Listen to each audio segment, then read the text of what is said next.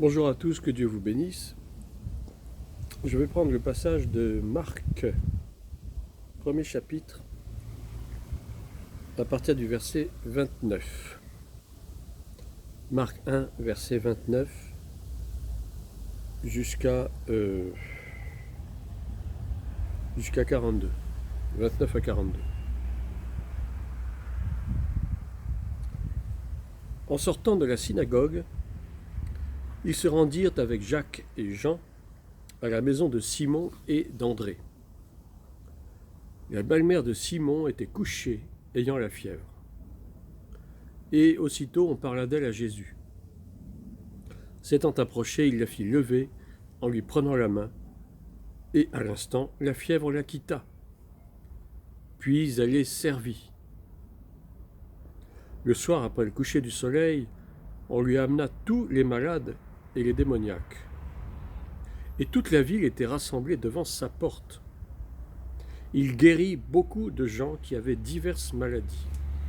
Il chassa aussi beaucoup de démons, et il ne le permettait pas aux démons de parler parce qu'ils le connaissaient. Vers le matin, pendant qu'il faisait encore très sombre, il se leva et sortit pour aller dans un lieu désert où il pria. Simon et ceux qui étaient avec lui se mirent à sa recherche. Et quand ils l'eurent trouvé, ils lui dirent « Tous te cherchent !» Il leur répondit « Allons ailleurs, dans les bourgades voisines, afin que j'y prêche aussi, car c'est pour cela que je suis sorti. » Et il alla prêcher dans les synagogues par toute la Galilée, et il chassa les démons. Je vais m'arrêter là pour aujourd'hui. Père, je te prie, je te rends grâce pour ta bonté, et je prie pour que cette exhortation puisse toucher tous ceux et celles qui vont écouter cette vidéo, pour que ceux qui sont malades soient guéris, pour que ceux qui sont opprimés soient libérés. Merci Seigneur pour ton onction, merci pour ta parole, au nom de Jésus. Amen. Donc, le texte nous dit ici, en sortant de la synagogue, qu'est-ce que Jésus faisait donc à la synagogue? Eh bien, nous avons la réponse, il était en train de prêcher. C'est important de souligner que la prédication de la parole est la première des choses à faire avant même de parler de guérison. La Bible nous dit en maints endroits que Jésus envoyait sa parole et guérissait. La guérison venait à la suite de l'envoi de la parole. C'est-à-dire que si la parole n'est pas prêchée en premier, si la parole, la bonne nouvelle n'est pas annoncée en premier, eh bien, il n'y a pas de guérison ensuite. C'est la condition sine qua non. Et donc, Jésus était en train de prêcher à la synagogue, il sort de la synagogue et il se rend avec Jacques et Jean. Et nous remarquerons que très souvent, dans les épisodes fameux de l'Évangile, Jésus est souvent en compagnie de Jacques, de Jean et de Pierre. Par exemple, sur le mont de la Transfiguration, eh bien, Jésus avait emmené avec lui Pierre, Jacques et Jean sur la montagne.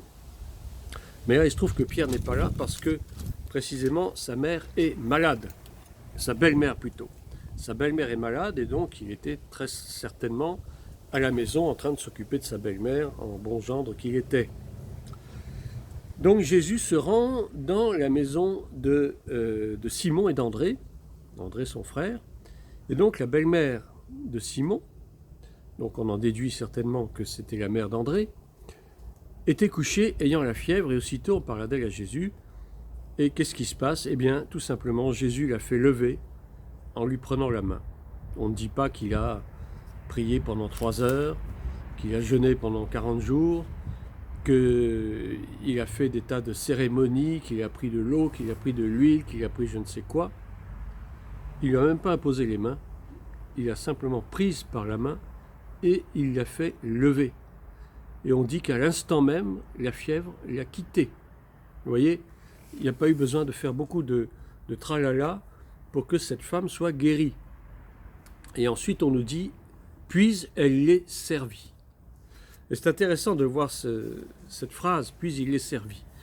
Ce qui veut dire que si Jésus veut nous guérir, et d'ailleurs Jésus veut toujours nous guérir, maintenant tout dépend de nous, tout dépend du degré de notre foi. Mais si Jésus nous guérit, ce n'est pas pour que nous continuions à mener une vie comme nous voulons, c'est-à-dire selon nos pensées, selon notre chair, selon nos raisonnements bien humains. Ce n'est pas pour retomber dans les péchés, ce n'est pas pour retomber dans le train-train, mais c'est pour servir le Seigneur. Puis elle est servie. Alors ça, c'est une image, effectivement. Il se trouve dans la maison. Certainement, il y avait le repas à préparer. Ils étaient venus pour prendre un repas, en visite. Et donc, la belle-mère de Pierre, aussitôt qu'elle a été guérie, elle s'est mise à les servir. Elle n'a pas attendu 2 jours, 3 jours de convalescence. Elle l'a fait immédiatement. Et c'est ce que nous devrions avoir comme attitude lorsque nous avons besoin de guérison, et nous avons souvent besoin de guérison, c'est pour que nous puissions être en capacité, spirituellement, moralement et physiquement, bien sûr, de servir le Seigneur, c'est-à-dire de faire les œuvres que lui-même a préparées d'avance. C'est très important de considérer cela. Jésus ne nous guérit pas pour que nous continuions à mener une vie de n'importe quoi. Je continue le texte au verset 32. Le soir, après le coucher du soleil, on lui amena tous les malades et les démoniaques, et toute la ville était rassemblée devant sa porte. Vous voyez comment les choses vont vite.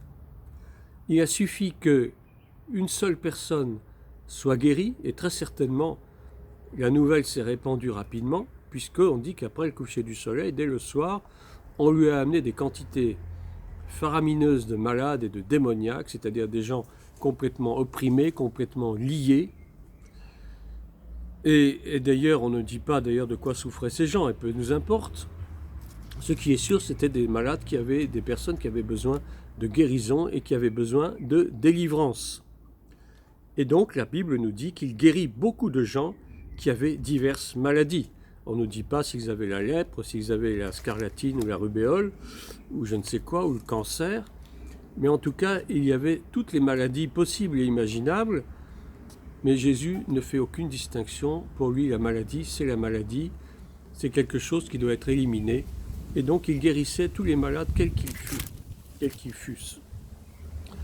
Et il chassa aussi beaucoup de démons. Il a opéré énormément de délivrances. Mais il ne permettait pas aux démons de parler parce qu'ils le connaissaient. Les démons savent qui est Jésus. Les démons connaissent Dieu. Les démons connaissent la parole de Dieu. On dit même, Satan connaît la parole de Dieu. Les démons connaissent la parole de Dieu, mais ils tremblent. Ils tremblent parce qu'ils ont la crainte de Dieu. Parce qu'ils savent très bien que leur sort est déjà scellé. Et donc les démoniaques savent à qui ils ont affaire, bien sûr, puisqu'ils voient très bien. Ils voient très bien que c'est Jésus qui s'adresse à eux, qui les chasse. D'ailleurs, une fois de plus, sans faire de grandes cérémonies, sans pousser des hurlements, etc., sans faire des tas presque du théâtre, comme on voit souvent dans nos églises. Quand il s'agit de faire des délivrances, ça prend des heures et pourquoi pas des jours et des jours, parce que nous faisons les choses d'une manière beaucoup trop compliquée. Nous ne faisons pas les choses par l'Esprit de Dieu, et donc les délivrances n'ont pas lieu la plupart du temps. Mais là, Jésus n'avait même pas besoin d'aligner beaucoup de paroles. Il chassait les démons tout simplement, et les démons sortaient, sans opposer aucune résistance. Verset 35, vers le matin, pendant qu'il faisait encore très sombre, il se leva et sortit pour aller dans un lieu désert où il pria. C'est important de considérer ce verset. Jésus passait énormément de temps dans la prière. Il priait toujours dans des endroits isolés. Il n'avait pas besoin du brouhaha des villes. Il n'avait même pas besoin d'être entouré de ses disciples. Il avait besoin d'être seul dans un cœur à cœur avec son Père. Et c'est ce que nous, chrétiens, avons besoin, d'être seul à seul avec notre Père. D'ailleurs, Jésus nous le dit, lorsque tu pries, entre dans ta chambre et ferme ta porte. C'est ce qu'il dit dans les premiers chapitres de Matthieu, lorsqu'il nous parle de la prière. Nous avons besoin d'être en communion avec le Père. sinon nous ne pourrons pas faire les œuvres de Jésus. Nous ne pouvons rien faire, nous ne pouvons pas agir, nous ne pouvons pas prêcher, nous ne pouvons pas prier pour les malades, nous ne pouvons pas intercéder si auparavant il n'y a pas de la prière, que nous passions du temps avec le Seigneur. Et je parle pour moi-même, je reconnais, il y a des moments où on a plus ou moins besoin de prier, enfin en tout cas, on a plus ou moins de disposition, dirais-je, pour prier, mais c'est là encore qu'il faut combattre contre la chair qui nous empêche de prier, qui préfère que nous portions notre attention sur d'autres choses, sur les choses matérielles, sur les soucis de la vie, sur des lectures qui ne sont pas forcément des lectures spirituelles, ou bien passer beaucoup de temps à la télévision.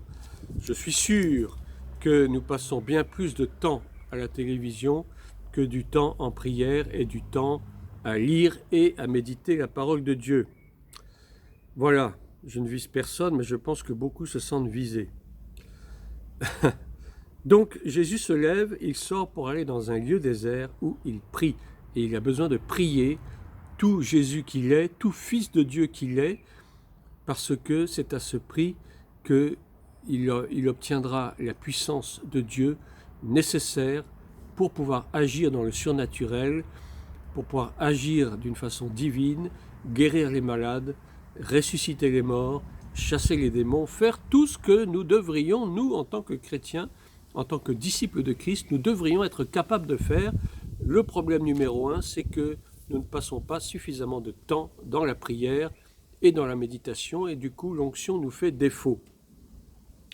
C'était un petit aparté. Simon et ceux qui étaient avec lui se mirent à sa recherche.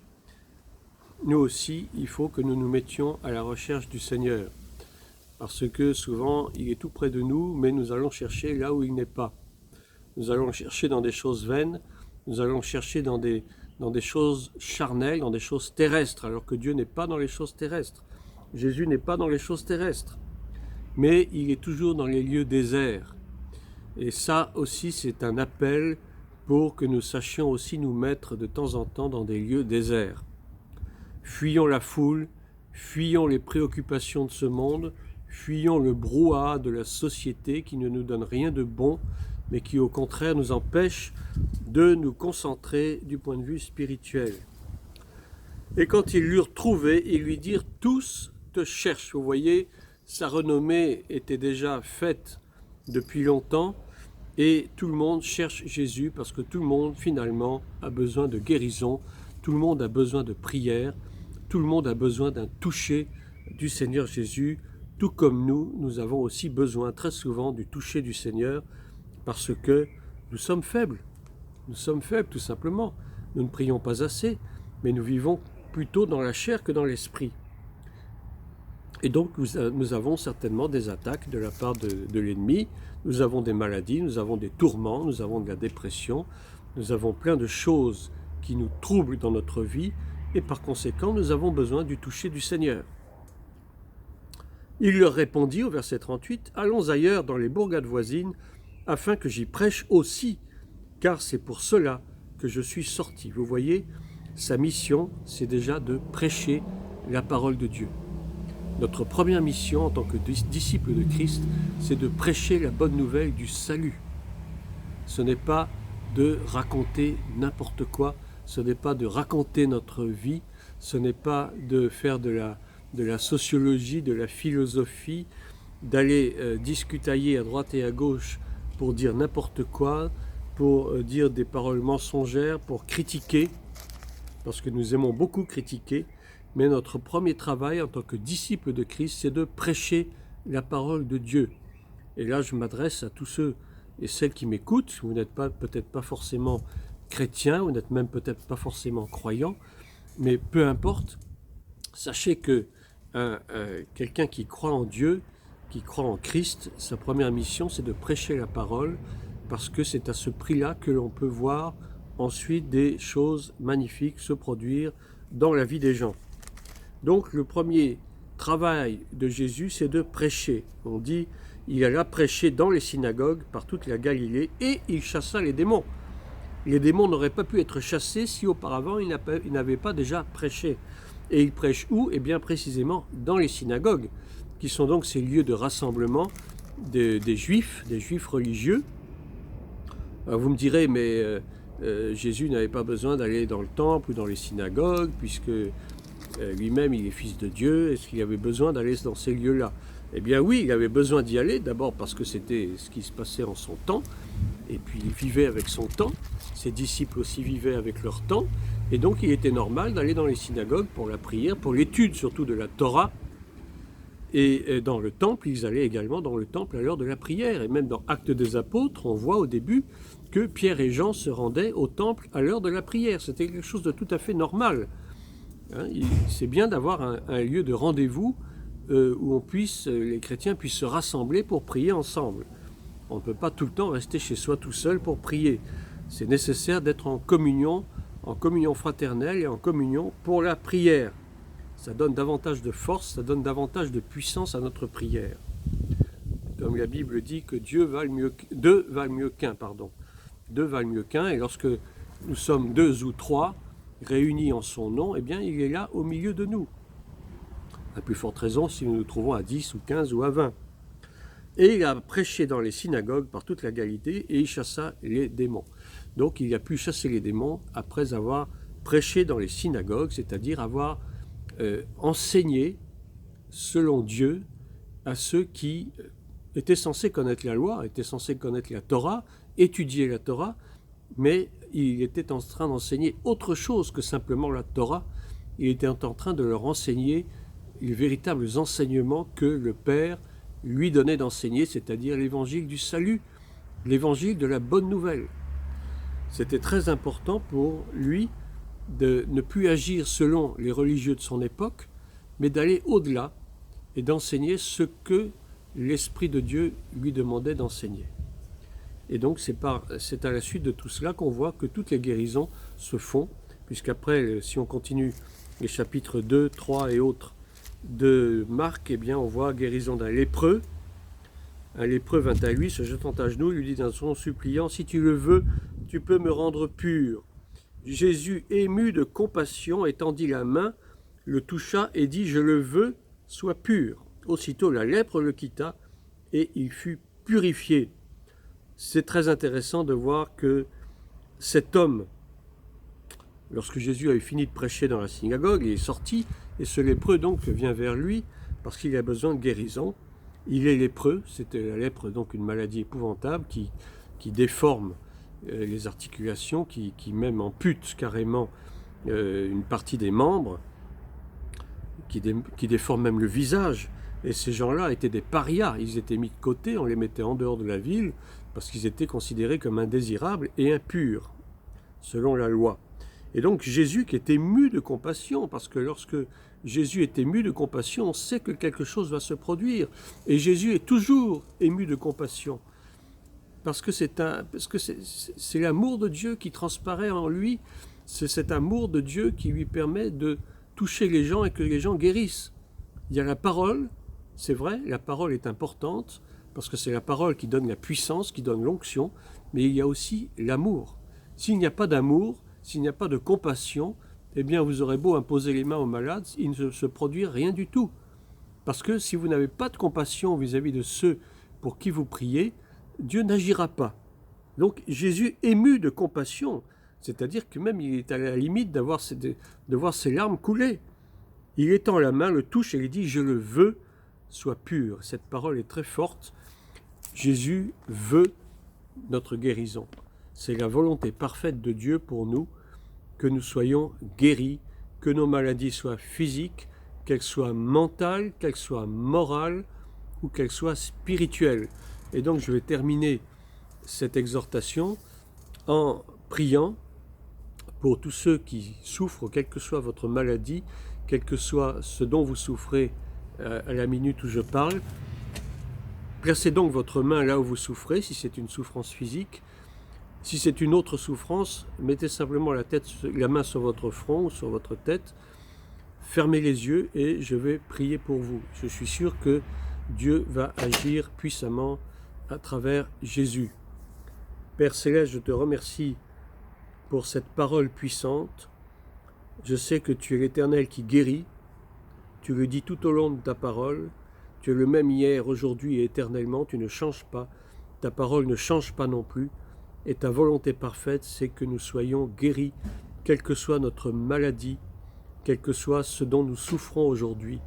Si nous sommes liés, si nous sommes opprimés, eh bien que ces oppressions et que ces liens soient dégagés aujourd'hui même au nom puissant de Jésus de Nazareth. Et je parle de guérison, je parle que le sang de l'agneau puisse venir toucher et laver tous ceux et celles qui écoutent ce message afin qu'ils soient guéris maintenant même au nom puissant de Jésus. Amen. Soyez bénis et à une prochaine fois.